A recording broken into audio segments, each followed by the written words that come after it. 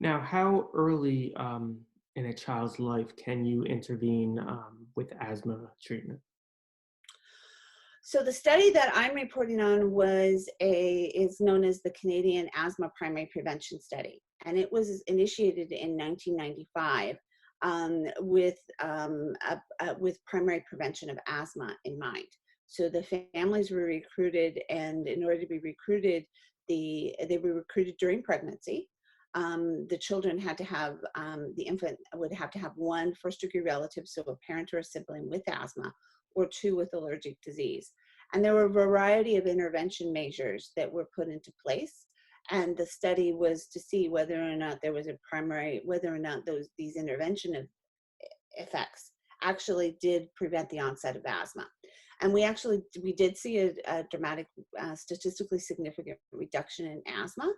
And those intervention measures were things such as putting plastic coverings on the cribs of the infants, recommending breastfeeding and breastfeeding for at least 6 months, recommending that if there were pets in the home, the pets be taken out. So there were a list of primary prevention measures, and there's a similar study in the Netherlands that has also that had a similar design, and they also were able to report that there were reduction in the incidence of asthma.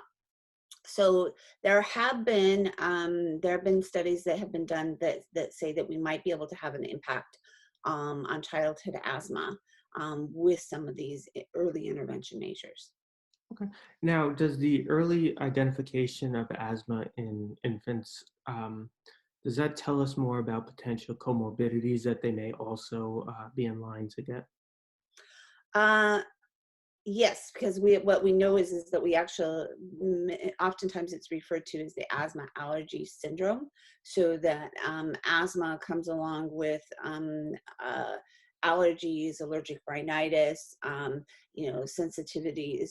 Eczema is it's generally what frequently would be called in the scientific literature the atopic march. So that the first kind of indicator that we would potentially have a child that's going to be at risk for asthma is going to be presentation in infancy at 3 to 6 months with eczema.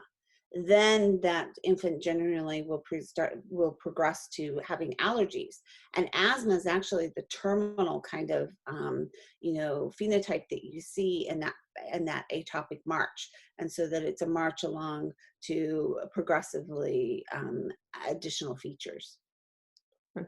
And I guess, why do you think, going back to your study, why do you think that as people age and are adults, that they are younger than their epigenetic clock? So for adults, the fact that they're younger has been observed also with other autoimmune diseases. So there has been a suggestion and a hypothesis that perhaps the inflammation, which is a component of autoimmune disorders, that perhaps that actually presents and makes it younger on the epigenetic clock, but we don't really know. So again, this is kind of a hypothesis. We've observed this with asthma, but it's also been observed in other autoimmune diseases. What is the implications of it? We don't know exactly right now, but it's something that's certainly intriguing. Okay. And I guess my final question is, what are the plans to study this concept and this um, results further?